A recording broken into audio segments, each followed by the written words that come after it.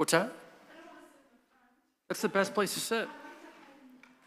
Yeah, yeah, I used to do that, and then knowledge that it's best to sit up front so you hear everything.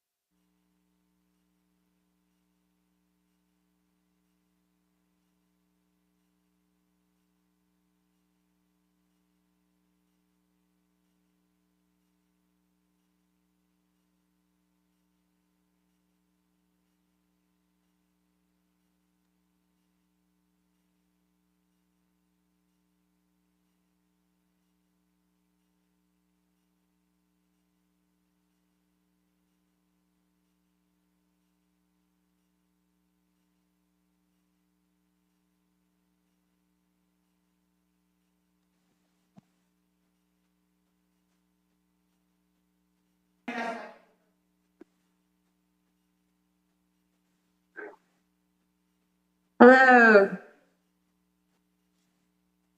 Hi, this is Michelle Nielsen. I'm Senior Planner with Plan West Partners. I'm coming in, should have my camera on and fix that. Here we go. That's better. With Plan West Partners, thank you for being here this evening. We're going to be doing providing an overview of the housing element update, but more importantly, we're wanting to hear from the community of Mount Shasta. And so we thank you for attending here. We have folks that are in person, and we also have folks online. So thank you, everybody, for coming. I'm joined here with the principal planner with Plan West Partners, Vanessa Blodgett, and city manager, Todd is here. And so why don't we go ahead and get started if everyone's ready. So I'm going to go ahead and share my screen. Make sure I get the right screen. Okay. That looks great. Okay. Oops, I'm on the right screen here. All right, so we just did introductions, and again, thank you for joining us this evening. I'm taking away time from your families. So here's just an overview of tonight's workshop. We'll be giving a Housing Element 101.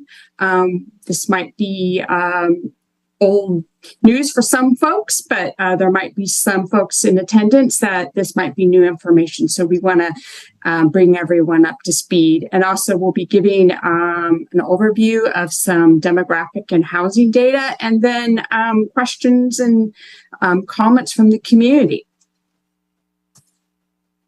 So we do have some conduct rules we're asking everybody to adhere to, that the input is to be provided in the spirit of helping form Mount Shasta's housing goals and programs that address the city's housing needs. We ask that everyone communication be polite and respectful, and that disruptive comments or conduct will be grounds for ending a person's comment period, and if that continues after being asked to stop, that would be cause for action to be turn off the microphone or being removed from the meeting. But I'm sure everybody's going to be on there, can behave and participate, and this will be great.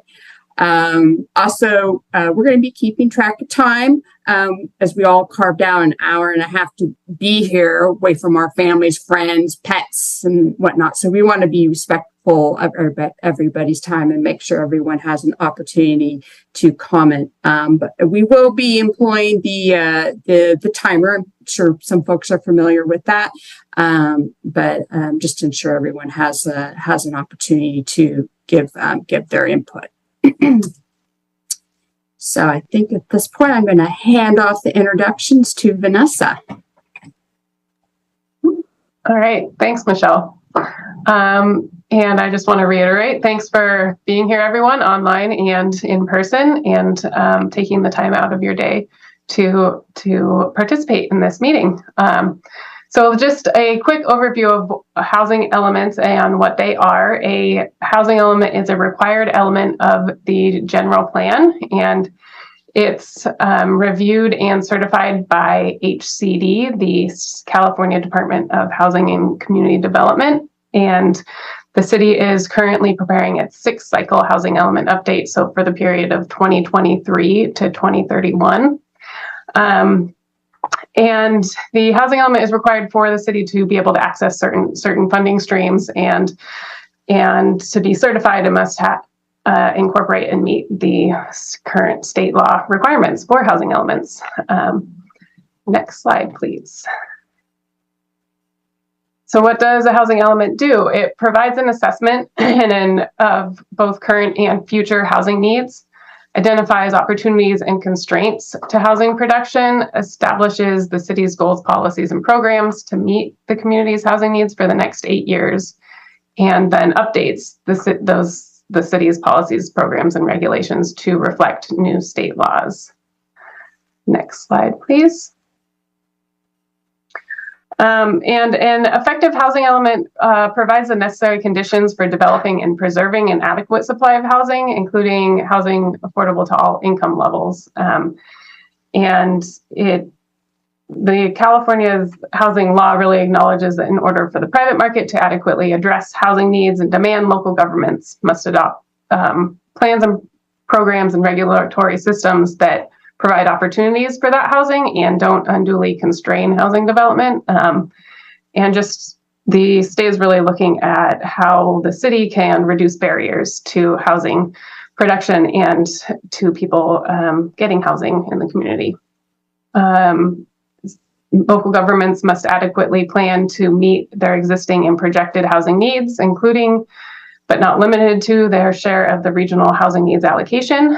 And the complete analysis will include a quantification and a descriptive analysis of the specific needs and resources available to address the identified needs in the community.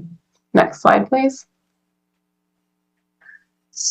So this is kind of an overview outline of the housing element process and what will be included in the document as well. And you are currently participating in public participation, which is a big piece of the housing element update. We were able to present to the city council back in August. We have been conducting some stakeholder interviews, and we'll continue to do that. And we're having this community meeting, and we will be having a community survey and releasing that, and we will give you some more information about that a little later on. It will be available online and at the city in print if necessary. So we will be incorporating and reviewing all public comments that are submitted on this update. The housing element also includes a needs assessment, so looking at population, demographic, and housing conditions data and other available information that we will compile and describe. It looks at constraints on housing, so both non-governmental constraints such as permitting timelines and costs and land use and zoning regulations, and then it also identifies other non-governmental constraints such as housing and construction costs. The element will include a affirmatively furthering fair housing analysis, that's AFFH for short, and this looks at taking meaningful actions to foster inclusive communities and reduce barriers to housing access for all. The housing sites inventory will identify available sites, vacant and underutilized sites that are available for residential development currently in the city. And we will be reviewing and updating the goals, policies, and programs as part of the update, and looking at the past programs and how well the city has been able to implement those programs as well. Next slide, please. This is definitely not a comprehensive list of new housing laws, but it is kind of some of the highlights that we will be looking at and incorporating into the element update and some of the programs. And it includes everything from accessory dwelling units to surplus land to streamlining permitting processes and all of these things. You know, the legislature is pretty focused on housing right now, and we anticipate that to continue moving forward. So all the current laws will be incorporated into the update. Next slide, please. And this is where I get to hand it back to Michelle, which will provide an overview of the demographic and housing data we've just compiled so far. All right, thank you, Vanessa. Yeah, so we've, some of this data as folks may have seen before in August, but we do have some new information. It's just to provide some context to the discussion of what the existing conditions are using U.S. Census data and American Community Survey data as a lot of the data sources. So anyways, we'll go ahead and get started. So get a little pointer here. I need that. So this trend line is showing the change in the population in Mount Shasta from 1995 to 2020. Obviously, there has been a decline, and this county as a whole has experienced a similar decline in population. In terms of the groups from the population changes by age group, which is what this slide is showing. This is for a shorter time frame. It's from 2010 to 2020. So as folks can see, there's been a lot more residents added or that have naturally aged into the more senior end of the age spectrum. There's been declines in kind of the middle age groups, and at the preschool, like young kids, there have been declines there as well. And then zooming at one of the special populations that state law requires you to look at is senior populations, and what patterns that may be occurring in a community, because that may speak to different housing needs. And so this is what this chart is showing, is the change in the senior population counts from 2000 to 2020, which is showing a increase in the number of those individuals. The age group 55 to 64 increased the most. They had a 136% increase. So in terms of income, which is what this data is showing. So we have from 2010 to 2020, and a household of four, using the HUD metric, which is down here, HUD area median income for household of four has increased a bit over that span of time. But the median income for individuals has actually declined. And then in terms of when you categorize, kind of break those, the population into groups by income level, what it shows is just over almost 51% of the households within Mount Shasta are considered low, very low, or extremely low income. But there's also fairly sizable population or percentage that are above moderate as well at 42%. So in terms of income distribution, which is what this, and any changes, this data is showing changes from 2010 to 2000. And at this lower end, I think this is in the way. At the lower end, we can see there's been decline in the number of households that are at the lower end of the income spectrum here. There's been an increase in this income category, the 35,000 to almost 50,000, and then some slight increase here, but pretty significant jump in these latter groups here. For incomes of 75,000 up to almost 150,000, there's been an increase in the number of households in those groups. Let's see if this will work. Oh, it doesn't. But what's what the income categories that are in the red box to kind of highlight what we were looking at on the previous slide. This income group here up to almost 48,000, up to that is when you're up to 48,000 or below that threshold, you would actually be considered low income. So even though the city saw a large increase in this population, there's some families and households that would be considered low income that's within this group. I hope that makes sense. I'm not sure if I explained that very well. Okay. So this slide is showing, this is for Siskiyou, all of Siskiyou County.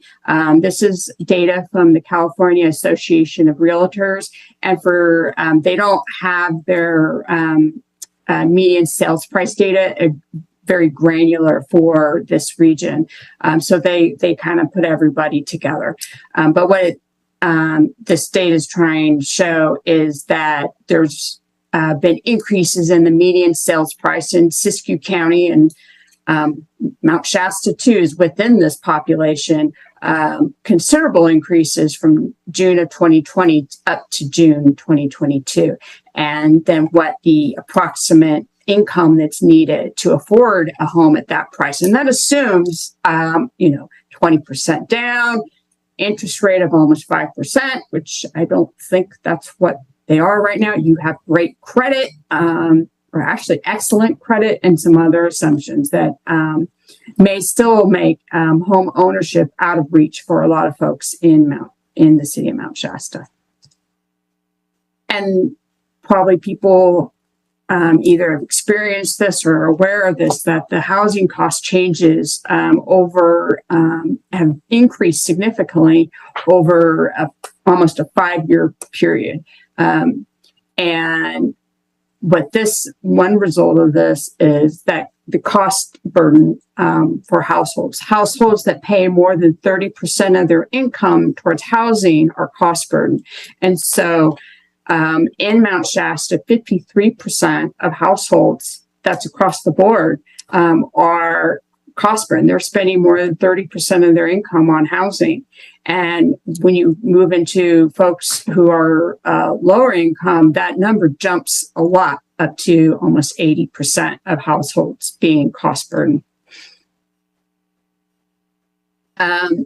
And this, as many folks may know who are residents of Mount Shasta, that there's a differential in home values, home prices between Mount Shasta and Siskiyou County, which is what this is showing.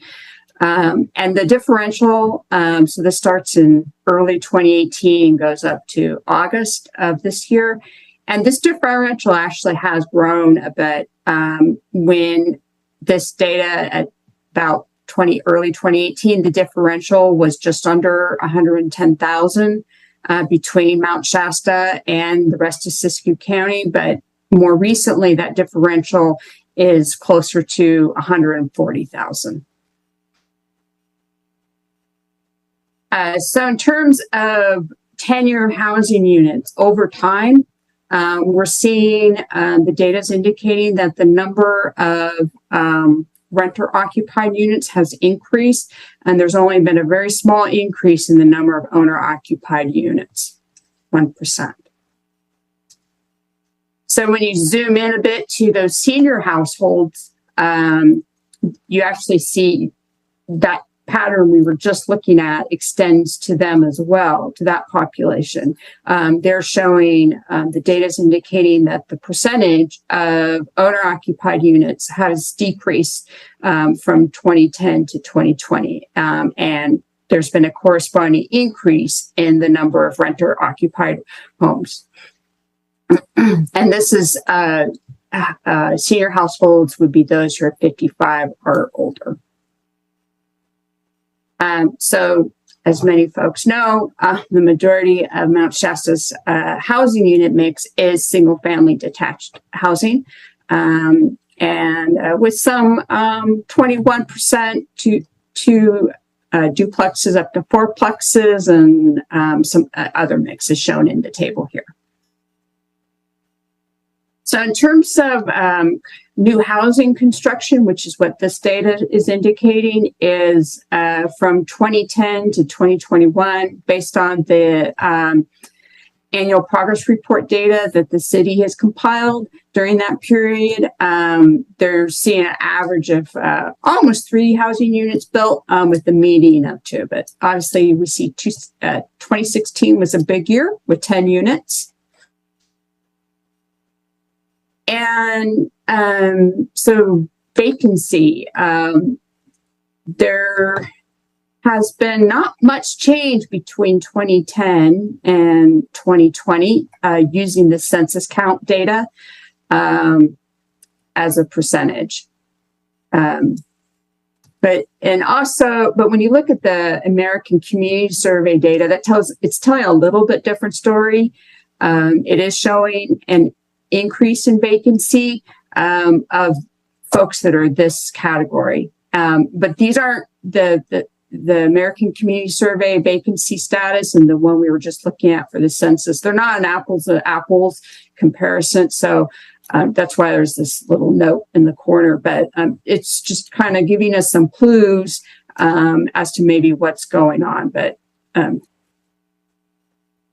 so as probably most people have figured out by now, kind of, what's going on. So what is the data telling us? What are the clues we're getting here? So the number of residents in Mount Shasta is declining. The number of residents who are in the 35 to 54 is declining. But the number of residents who are 55 and older is increasing with respect to their percentage of the population.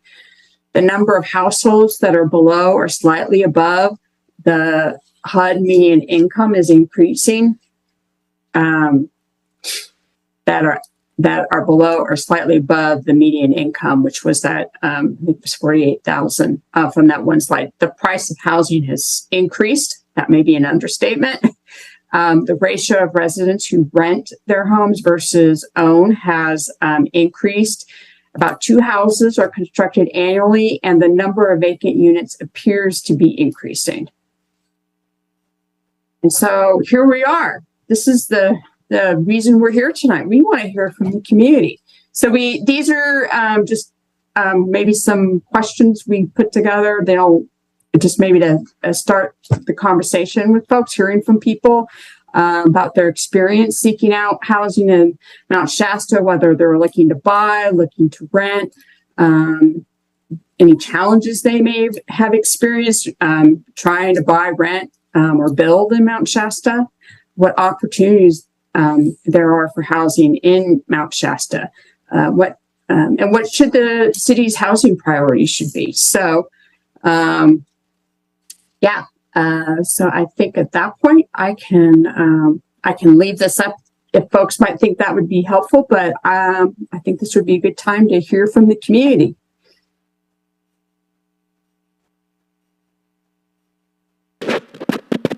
Make sure this is on. So for those of you that don't know me, I'm Todd Uhas, city manager.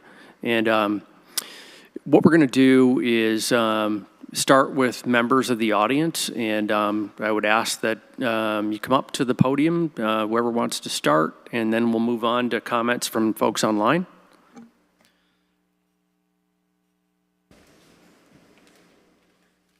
Welcome. Hi. This data is approximately 2 years old, and I was just recently talking to someone who quoted to me that the vacancy rate in Mount Shasta was 25%, and I see that on those slides, I think it went from 12.1 to 12.8, and I'm just wondering, is that accurate, that vacancy rate may have gone up a lot in the last 2 years? And my other question or comment is, if we have a lot of vacancy rate in Mount Shasta, is there some way to incentivize landlords to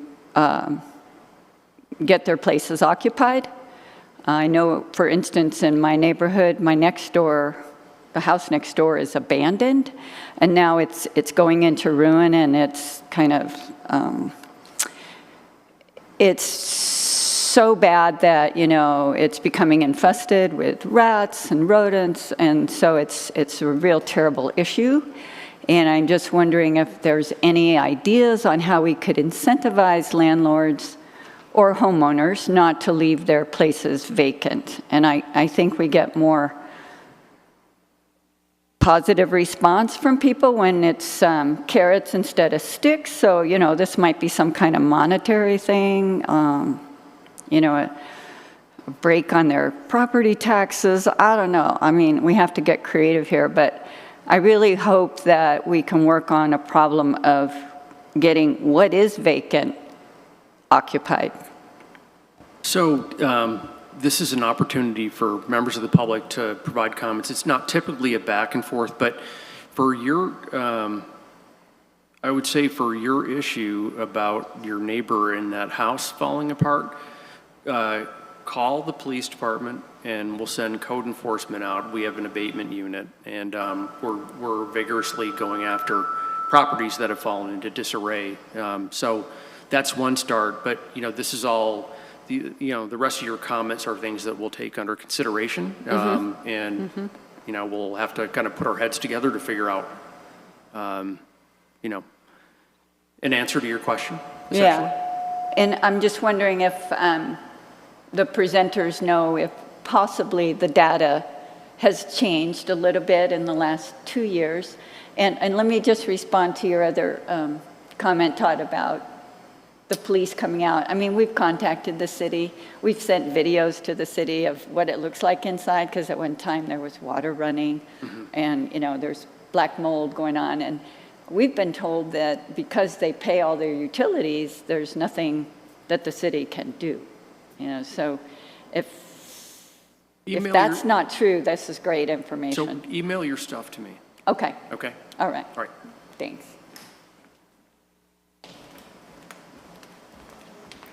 Hello. So my question has to do with, so there's an increase in the 35,000 to 50,000. To me, that's a worker. I've lived in affordable housing in Seattle, and what I found unfortunate about it is, you have to stay underneath a certain medium for a couple years to live in affordable housing, which is not the American way. We should be progressing. And so when I see 35 to 50,000, I say, well, those are workers. And if we've got an increase of those people living here, what are we doing for our workers? Are we thinking of workers housing for our workers so that our bartenders or our people in the service industry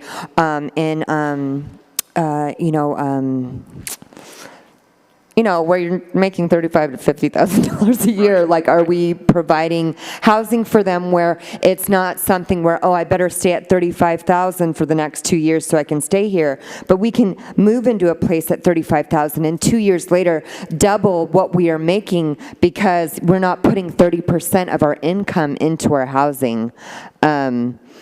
That was one thing. Another thing I was kind of confused on, it said something about 63% is detached housing. What does it mean to live in detached housing? Is that just a single person? So it's 63% of our population is living on their own. Is that? Yeah, in Okay. a single home. Okay. And so, and that's it. And then also to live comfortably in Mount Shasta, everyone needs to be making about 85K right now. Is that correct? Okay, thank you.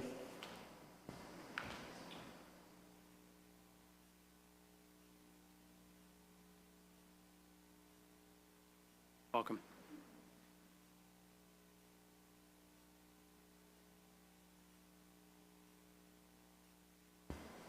My concern about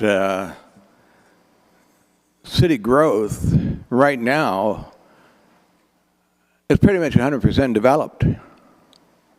What do you have, 90 acres that are undeveloped, which are usually wetlands that would not be profitable to try to develop. And the majority of the residents here is not like it was 50 years ago, because you don't have any lumber and others. What's the industry here? Some motels, fast food restaurants maybe, you know, a little bit of investment.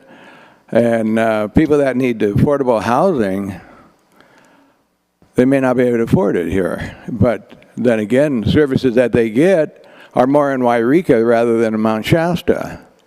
And for development, if population increases because of multi-units on single dwelling properties now, where's the traffic going to go? You know, this isn't like Salt Lake where they originally built the roadways 100 feet wide in the 1800s and 1850s. And so what are you going to do? Access the easements from the property owners? No, that's not practical. Is the planning department being leaned on because they got grant money? You know, you got to do this and this and this, which I know with the sewer plant that's been put in there. Is that for because of anticipation of having multiple units per lots in the city? You know, best thing in my opinion is the planning department should close shop because this planning should be all done. Anyway, that's my comments. Thank you.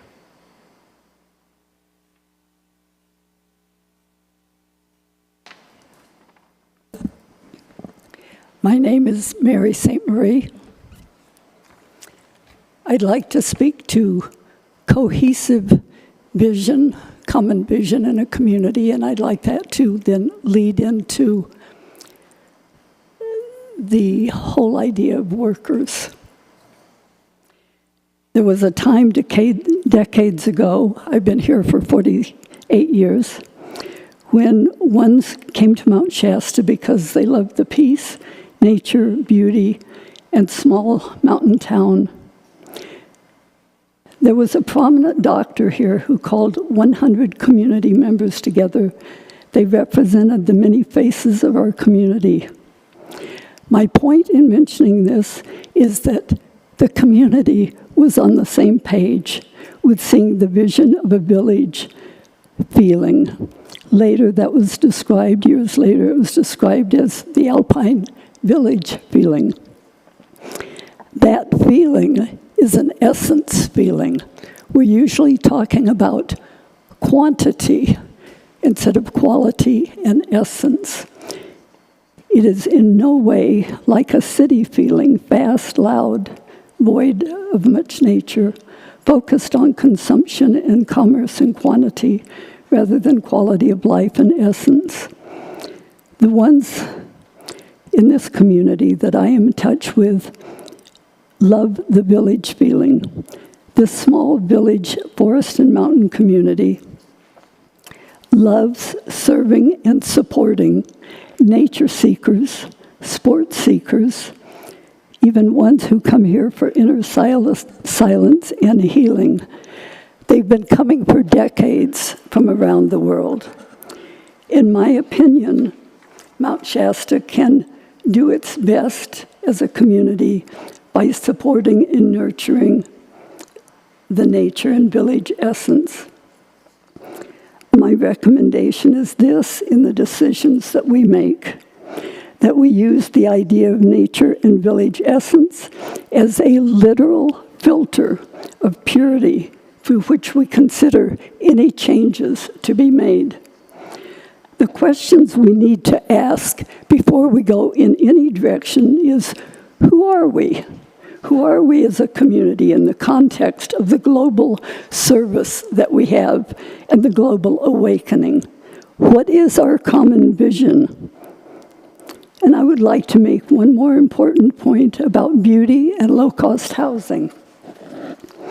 I hear people around town speaking of the fact that we need much low-cost housing for workers. That sounds to me a little bit like a form of a caste system, because everyone's talking about low-cost, affordable housing. Well, there's a whole connotation with that. Cheap housing, cheap building. There are many reasons that various people would like to pay less for housing. Perhaps they're saving for a home to buy of their own. Perhaps they're saving for property. Perhaps they don't like large houses and mansions. Perhaps they don't want a large yard to maintain. The list goes on. But the point I am making is that the smaller, simple housing can still be places of great beauty.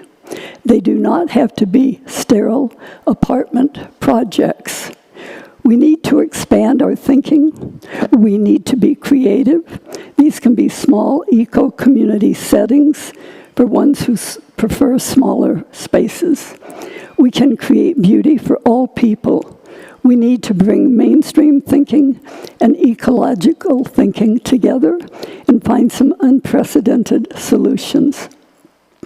These small eco-communities can be for all who want smaller spaces for whatever reason. The words... We need to wrap it up.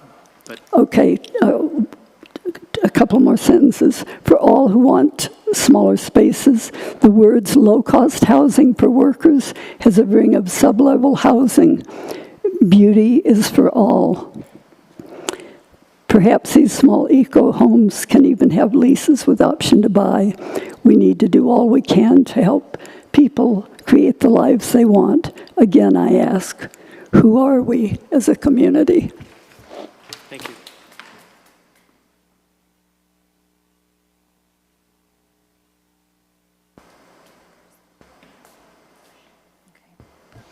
Hi, I'm just going to read from here. Welcome. Hi, thank you. So, let's see. One of the points in the slides was saying about removing government constraints to housing investments. And I think one of the concerns within our community is how can these constraints be removed while still protecting the community from overdevelopment? It's a very legitimate concern. I get nervous speaking, sorry. I know that when the 2040 plan was happening last year, there was a lot of concern over changing the housing element to open up to higher density housing, which we can see super clearly from these numbers is not necessary here. And it's also not wanted here, like what Mary was just sharing, that doesn't really fall into line with a lot of the values of why people have moved to this small town. So it's really important to a lot of us here that we remain protected from these large development projects. We don't have the resources, the need, the infrastructure to accommodate high-density development. The second point that feels important is that, you know, if there's 244 vacant units and possibly more, or somebody else was saying, you know, I have looked for housing for rentals.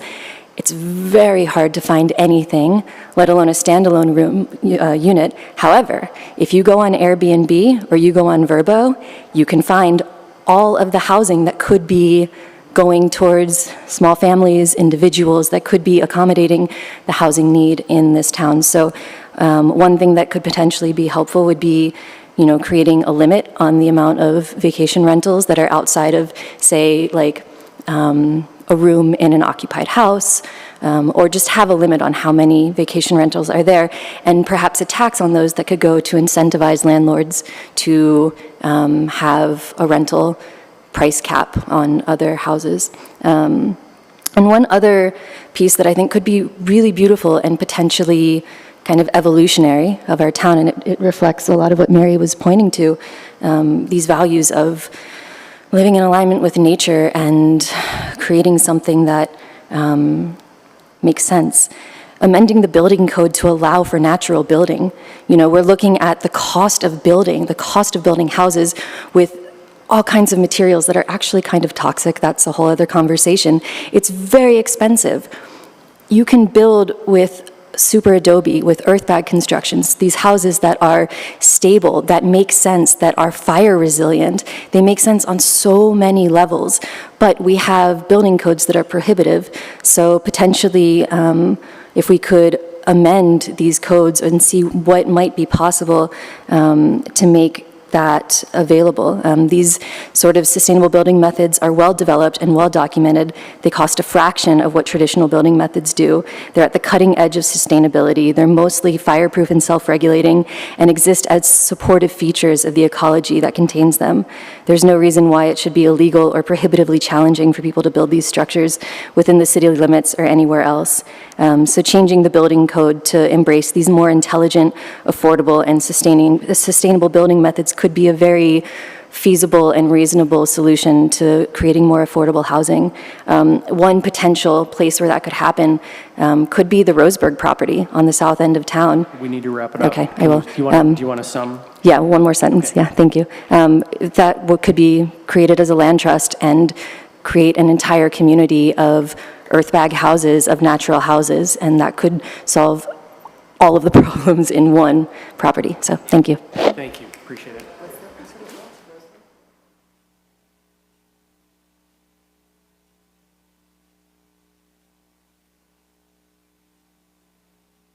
I do have a question. What are you doing with the Roseburg property? Why haven't you developed that? I feel that it's not the individual's responsibility to provide workforce housing, and why haven't you courted something to some people or somebody to put properties, housing in out there? There was a big dream about that at one time, and it just sits. And this isn't a back and forth, but I'll answer this question. The bottom line comes down to we need infrastructure on the site to be in place. In larger cities, we'll have a developer come in and they're willing to put infrastructure in, and it works for their pro formas in terms of their development. But in a city like this, unless we have infrastructure in place, it's very hard to get a developer to pencil it, for their development to pencil out. So what the city is working on is, I don't want to get too far afield because this isn't really related to what we're here for tonight, but we're working on defining an enhanced infrastructure finance district, and it gets a little confusing, but it's the idea of tax increment finance where you create a district and you freeze the tax increment in a certain year, and you say this district is going to last for X number of years. And so the additional tax revenue that you gain over the years, then we're able to use that money when we gather enough of that to put infrastructure in, which is then going to make it more palatable for developers to come in. So that's what we're working on, and it's going to take some time. I recall years ago we voted to hire a grant writer for the city. Has the city worked with one at all? Grants aren't going to do it. You need more than that. There's no grant money for infrastructure of that magnitude. The only source is typically the Federal Economic Development Administration, and right now they're taking grants only for planning. Okay, because the type of housing that Mary and the other woman were talking about would fit beautifully out there. I want to address the short-term rentals too. I talked to the city today. There are 78 short-term rentals in the city, and of that includes hotels, motels as well. 65 of them are legal, the rest are not. And so that's not a lot of properties. But what I did bring up once before when this discussion was on the table was that at the cost of houses today, you can't afford to rent out your house because your mortgage is so high that the only way you can make any money to support that is to do a short-term rental in it. And most of the people doing that do want to come up and use their house. I manage them, and my owners do come up regularly to work on their properties and spend time there. So it's really, I don't also see, you're dealing with the city, not the sphere of influence, which is a bigger thing. We're dealing with the city, and like the other gentleman said, there's no place to build here. Mm-hmm. So I don't know how we can create housing opportunities with limited land, except your Roseburg property. Mm-hmm. Thank you.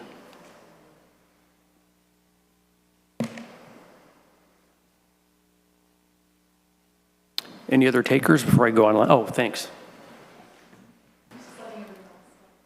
Hi, it's Johanna, and I just had a few comments, and I agree with a lot of the things that were said earlier.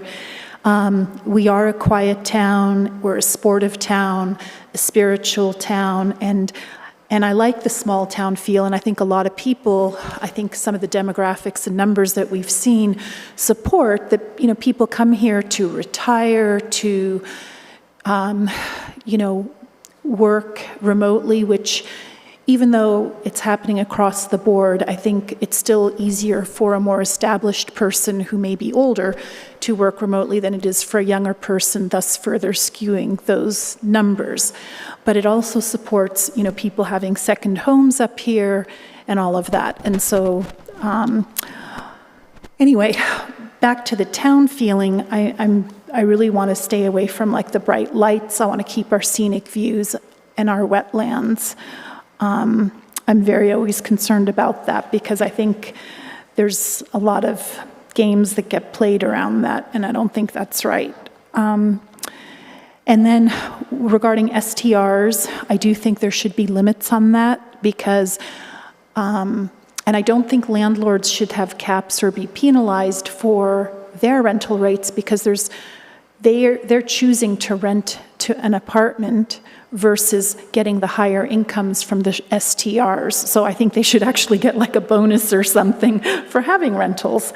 I think you're talking about the EIFDs. I think one of the issues with that is that it does not have a low-income housing percentage criteria. And so I think the CREAs, if we're going to go down that route and do that, I'd like to spend more time considering the CRIAs, and people should look into that because that does have a low-income housing requirement, which is one of the main reasons I heard at the council meetings for even considering these programs. And let's see what else. I agreed with the other speaker about changing the building codes. My daughter studied at Earthship Academy, which teaches people how to build off-grid housing. She has actually built off-grid housing for, veterans and tiny home communities, and is in the industry herself, kind of, and for cities, counties actually, and so I think I've learned so much from her, and there's a lot of good there. As far as evacuation routes, I think we still need a siren for our community, and so that was one of the things mentioned in housing elements, and I think it's a very important thing.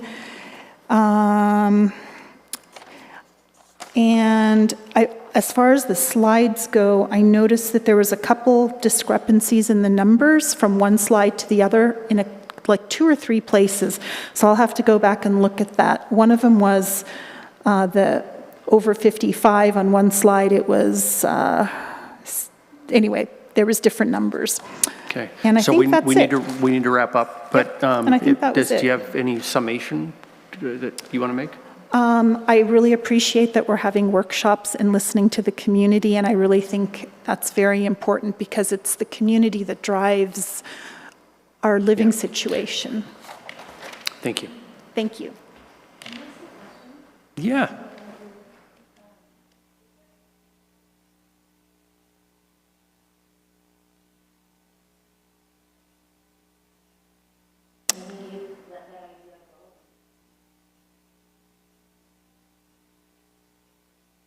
Absolutely.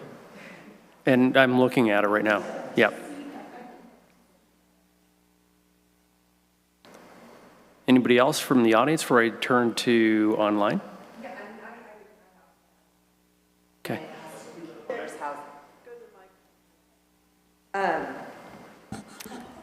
It has to do with workers' housing. I went to the Patriot meeting last week, and the mayor was there, and he did say that with his next 4 years, that's something he really wants to concentrate on is worker housing. And he said it is up to the people to address it at city council meetings. Now, I mean, I have an issue with the city council meetings because it seems it's the same thing. You ask questions and it's like, this isn't a time for dialogue, it's just stating things. But how do we, as people that are addressing things, I'm new to the community, so I don't know really anything about the Roseburg property, but there's clearly people here that are very well knowledgeable about what's going on in our city, and how do we come together and make it so that it's worth our time to be coming to these things. Our questions are answered, and so when we're not in these meetings, maybe we can come together, start working on things so that we can move quickly, because from what the mayor told me, he said if there's enough initiative, we can probably break ground in 2.5 years and start seeing worker housing in 3 years. And Okay. I don't know if I'm getting in trouble. Yeah, so that it's possible, and let's just say that workers' housing is something that I've been in discussions with several developers, and it's key to the city thriving in my view. But yeah, but we need to move on quickly.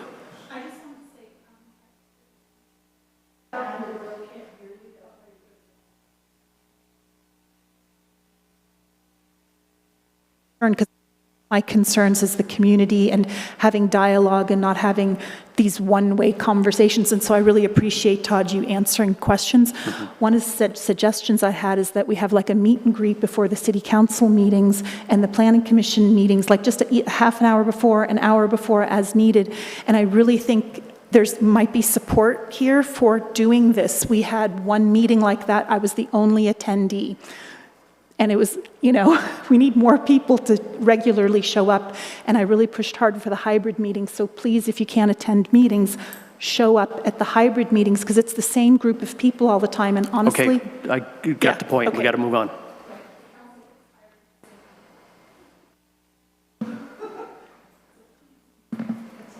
Okay, online we have Raven. Hi, thanks, Todd. A few questions and a couple comments. In the presentation, it went kind of fast, but I would love for your next presentation, if you could describe affordable housing, what that means, what kind of income are we talking about? The other question is renter occupied? Does that include short-term rentals as well? Are all those numbers lumped in together? Because I didn't see short-term rentals itemized out anywhere. I think it'd be good to also review what the rent costs are, if there's a way to do that. Because I can guarantee you that people that are working, regular jobs are having a hard time. They're probably paying more than a third of their income in rent. So a couple of comments. How do you ensure that housing that you do create doesn't get used for short-term rentals or I'm not sure the name of it, but the speculators, the predatory companies that come in and then increase rents? Let's see, income level. I would love personally to see a tiny house village. At the bottom of Shasta, there's that large property down there that would, a tiny house village would go great there. With the senior numbers that you guys showed us, I'm not surprised. I don't think we're just aging into that necessarily, but I do think I mean, some of that is true, but we are also, people are moving up here because they want to retire here. They like the quality of life. So I'd like to see us, you know, I'm not saying we need to be Ashland, but good looking housing units that are a little more high density, where maybe the outside maintenance and snow and that type of thing is cared for, as some of us end up, you know, with physical issues where we can't necessarily shovel snow anymore. The other thing is, I know that Todd, you've mentioned a couple times that one Shasta, who now owns the old Crystal Geyser plant, they have a lot of units or a lot of acreage to do worker housing and home development. And so maybe we could speak to that a little bit about what that might look like. Might be too soon to talk about it, but you know, what kind of numbers of housing that we're looking at. And I think that's what I got. Thank you. Thanks, Raven. So a couple, just to respond to one thing with one Shasta, again, it's early in the process, but the new owner is pretty responsive, and who knows how it's actually going to work out. But he has been open to the idea of workforce housing. So, you know, we'll see where that goes. But you know, we have.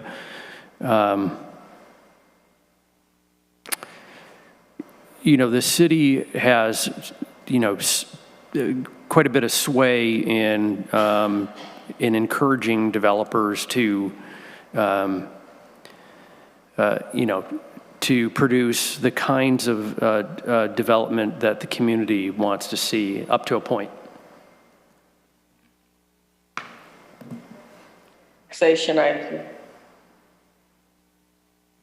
Thank you. I don't see any other hands online, up online. Oh, we do. Peggy, go ahead. Let me just unmute you here. Okay. Good evening.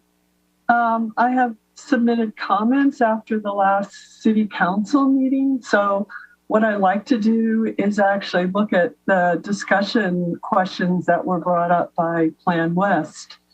And I agree with many of the things that Mary St. Marie said. And that isn't really demonstrated on the slides.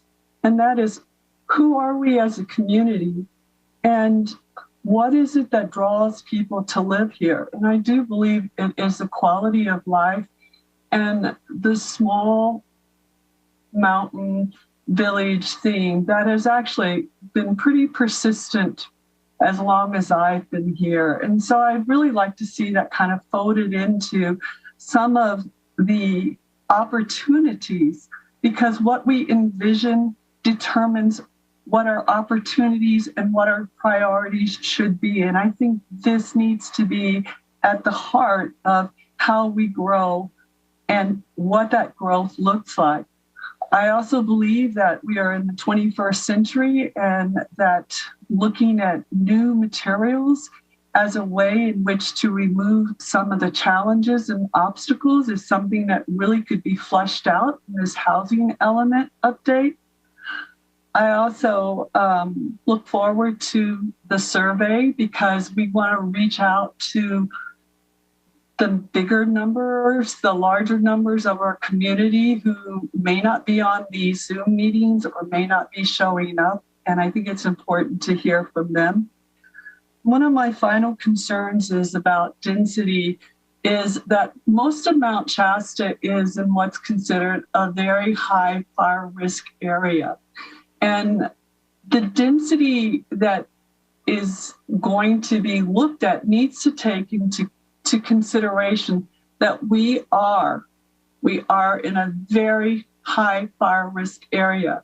I know that we have a mitigation and hazard plan, but that plan was basically put together about 6 years ago, long before the fires that have been rampaging Northern California were in place. And so I think we need to look at what are our challenges to make our community fire safe so that we don't emphasize density at the risk of public health and safety. So we need to look at that hazard plan, bring that into current time and new methodology in which we keep our community safe. Thank you very much. And I appreciate this opportunity for the workshop.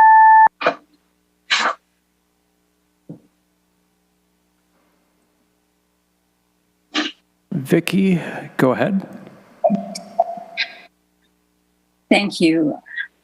Again, like Peggy said, I love the comments that were made, very thoughtful. And, you know, what Mary always provides a beautiful, artistic, philosophical, spiritual backdrop for us to remember why all of us have chosen this community, whether we're chambers of commerce people or workers or spiritual retreat people or sports people.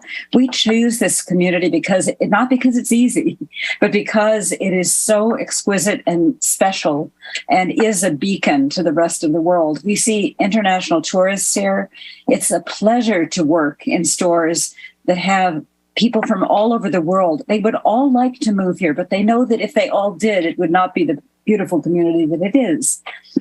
I think all of the comments have been thoughtful, and I, again, want to thank you for doing a little of the back and forth, because I thought a community meeting was kind of more, not like a city council meeting or planning commission meeting, but more to hear some of these answers, and I appreciate your answering those questions to Jesse and Taj and Johanna and others. I feel the most important thing for you to hear and the planning groups to hear is that the previous General Plan 2045 did not feel like a fit at all for the community. We have SB 9 and SB 10 that are going to force density in some areas, and the kind of development that doesn't require the same CEQA we've been accustomed to. That's the state that's requiring that. We'll have to, of course, do the best we can with that. But for the city to go forth and to impose the kind of high density, densification, intensification, and failure to appreciate the very, very basic things about the community that we love just wasn't going to fly. And so I feel it's extremely important that we do our best to preserve the single family neighborhoods, develop those areas that are available, such as the Crystal Geyser, the one in Shasta and Roseburg, and other areas for more infilling. But we do need to address the short-term rentals. People come in and tell me that there are 340 short-term rentals listed, but when they want to stay, they can't find a place. And that's something so critical that we won't be able to resolve the problems. We only need, according to the state, 2 houses in the affordable low-income range to meet our housing requirement. And what we did before was overkill. And so now I hope we will start looking at the short-term rentals and some of these small, tiny homes, beautiful, low-cost housing, such as can be done with land trusts, as in Washington State, as described. And I thank you all for listening to this community. This is not a community that wants to grow to be 10,000 people. We can't do that. We don't have nature does not allow that comfortably. Thank you so much. Vicki, one thing that I wanted to add, I don't know how many people know in the community that there has been a short-term rental moratorium on for the past year. And the Planning Commission has heard a permanent short-term rental ordinance 3 times, and the last time we brought it before the Planning Commission, it was before my time, but it appears there were just a few comments, and I've got instructions for our contract planner to do what they can to bring this back to the Planning Commission to get it passed as quickly as possible and get it in front of the City Council so we're we're not letting that moratorium pass. So, yeah, that's where we are. We're working on it. Thank you. I know, of course, it's closing the barn door after the horse is out, and there are many, many illegal Airbnbs. Thank you. Thanks, Vicki. Any last comments from anybody?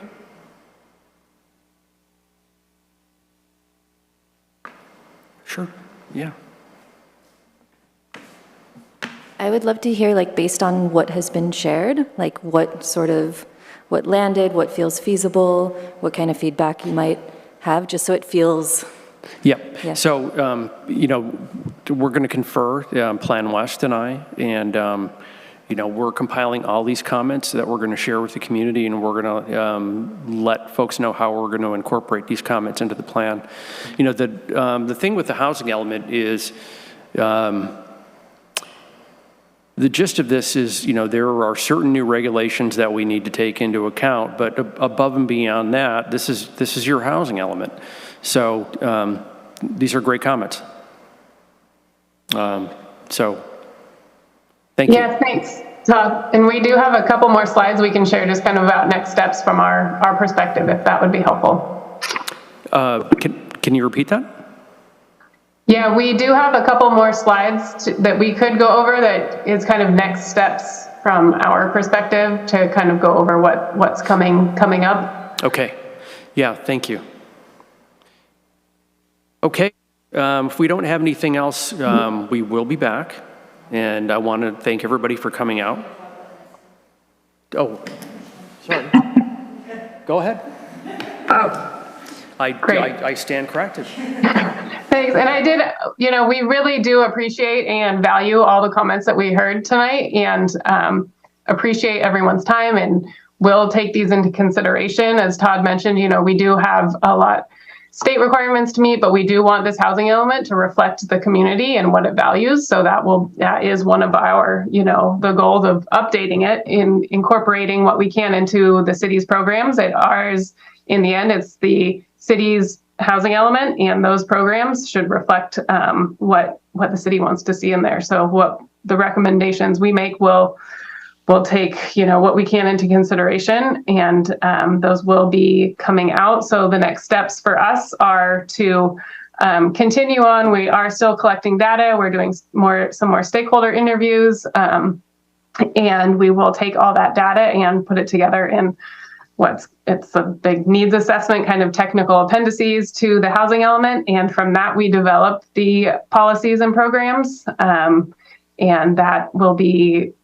drafted and presented to Planning Commission and then to Council after that in late 2022, early 2023 is the goal. And then once that has been reviewed by Planning Commission, Council, public, we make changes that we have heard from that, and then that's submitted to the Department of Housing Community Development, HCD, for a required review period, and they provide comments from the state perspective to make sure everything that they want to see is addressed in there, and then it comes back to the Council, Planning Commission, Council for final adoption after that. And is there one more slide, Michelle? Oh, yes. Yeah. If you want to go over this, Michelle, then this is the end of our slide. So go ahead, Michelle. Yeah. So it sounds like a few people got wind. We've got a community survey. It's nearly ready for release. It should be published, made available tomorrow. If not, pretty confident it'll be ready tomorrow. And there will be a link on the mountshasta.gov website and Mount Shasta Housing Element Update webpage. And like Vanessa mentioned earlier, paper copies will also be available if that's more for folks who don't have access to a mobile phone or they don't have a computer. So those will be available as well. And there's also going to be a Mount Shasta Housing Element Update webpage. That's the URL you're seeing there. It's my little laser pointer. But we're going to publish this link on the city's website. So if you haven't written it down, it'll be on the city's website too. So, and on there will be a contact form. And so just if you want to be emailed about upcoming meetings or other announcements related to the housing element, just go ahead and complete that form and provide your email address, and then we'll add you to the list we're going to compile. And then just like Vanessa mentioned, late this year, early next year, there'll be some public meetings for the draft housing element before submittal to the state. Going back to the community survey, a few more details. It will be open until November 15th. It'll take folks probably 10, 15 minutes to complete.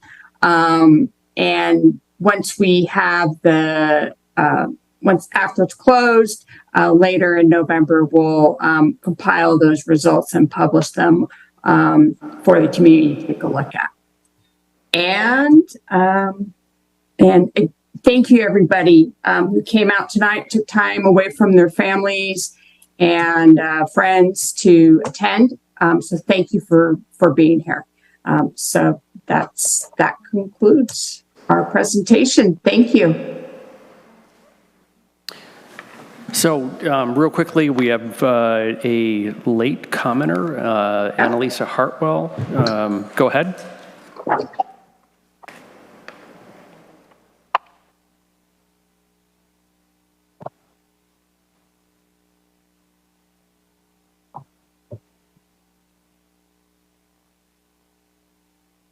Annalisa?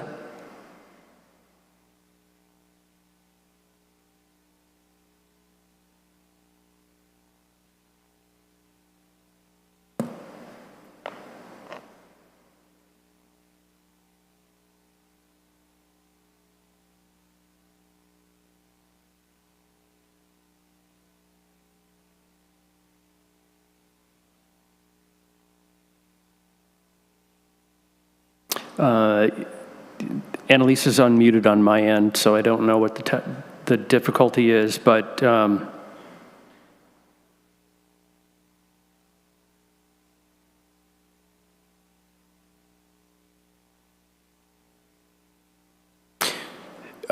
so yeah, there is. And so again, we've got a housing element specific website that's hosted on the city's website, and everything's going to be posted there, but it's also going to be posted in all the normal places as well. And we've got a listserv of folks that that we're sending the information out to. Okay, just send an email to Kathy Joyce at the city, and she'll put you on that list.